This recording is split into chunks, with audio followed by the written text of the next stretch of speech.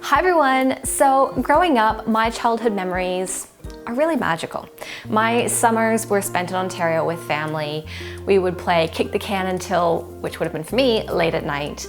We would roast marshmallows, have bonfires, watch fireflies. They're all really simple memories, but they're also really happy ones. Now, for some people, the move away from childhood is subtle, more progressive, more like you're kind of just moving and suddenly you turn around and you aren't where you were.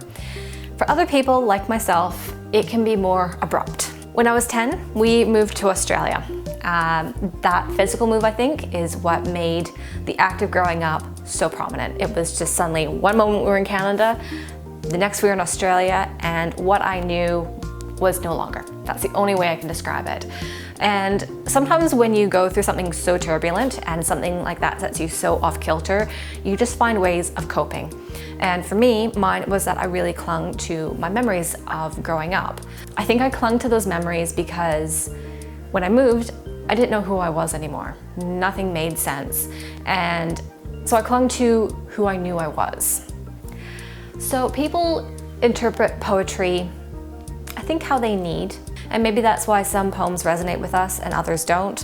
Or maybe you're in a spot where poetry just isn't for you, and that's completely fine.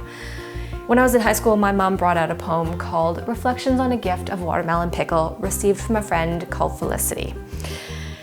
And there's a line in there, and I think she gave this to me to help put my thoughts in context. Because there is a line, during that summer, which may never have been at all, but which has become more real than the one that was. And it's possible that I tried to hold on to my memories so tightly, and through that magical viewfinder of being a kid, that it did become more real. I don't know.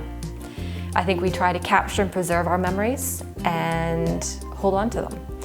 In saying that, a few years ago, I was home in summertime and I was outside in the dark and I saw the flicker of fireflies. And in that moment, I thought maybe it was as magical as what I remember it to be. So I don't normally read out sections or poems or quotes, but I'm going to make an exception this time.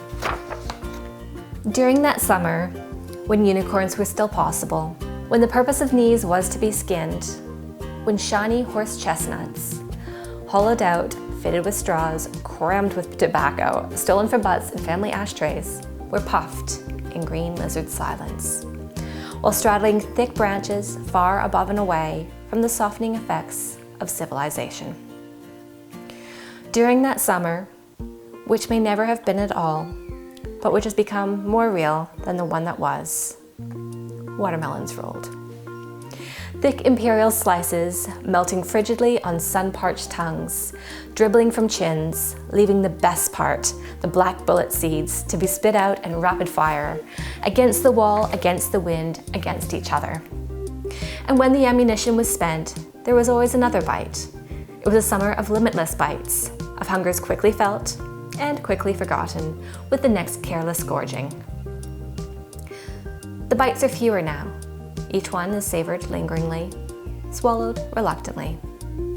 But in a jar put up by Felicity, the summer which maybe never was has been captured and preserved. And when we unscrew the lid and slice off a piece and let it linger on our tongue, unicorns become possible again. And with that, we are going to slice up our own watermelon here and make watermelon pickle to preserve our own summer memories.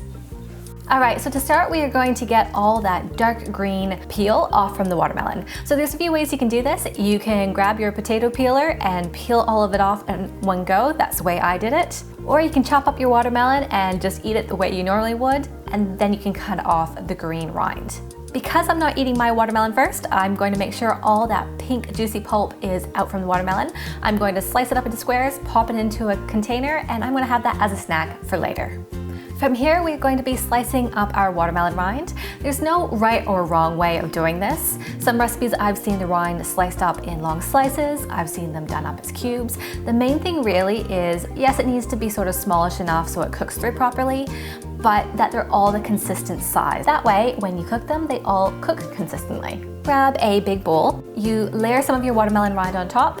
You're gonna grab 1 cup of coarse salt. You're gonna sprinkle that on top so it's pretty much covered. Then you're going to grab about 4 cups of cold water, pour that on top. You're going to grab a plate and something heavy to press it down. Then you're going to pop a lid on and pop that into the fridge overnight, or at the very least for at least 8 hours. The next morning, you're going to pull that watermelon rind out of the fridge. You're going to grab a strainer and pour that watermelon rind into that. And you're going to keep giving all of that a good rinse until you've gotten rid of all the salt water off of that watermelon rind. Give that saucepan a little bit of a rinse. Then you're going to pop your watermelon rind back into that saucepan, add in about another 4 cups of water. You're going to pop that onto the stove and cook that over medium heat for about 10 or 15 minutes until you can poke a fork through the rind. You just want it tender enough, but not too soggy. So you're gonna pull that off the stove, and again, you're gonna give that watermelon rind just a strain, give that saucepan a rinse, pop that back on the stove. You're going to pop in 6 cups of white sugar, 4 cups of white vinegar, and grab a few cinnamon sticks and pop those in as well. Put that over medium heat and keep stirring that with a wooden spoon until all that sugar is completely dissolved. Once that sugar is dissolved, you are going to grab your watermelon rind and very gently pour that into the sugar syrup. You're gonna pop that over medium heat and let that come just like to a low rolling boil for about an hour. You're gonna know the watermelon rind is done when the skin looks translucent. Now from here, you've got 2 options. You can follow recipes on canning and can your watermelon pickle properly, or in my case, I'm just going to pop mine into a little glass container. I'm going to pour some of that syrup on top.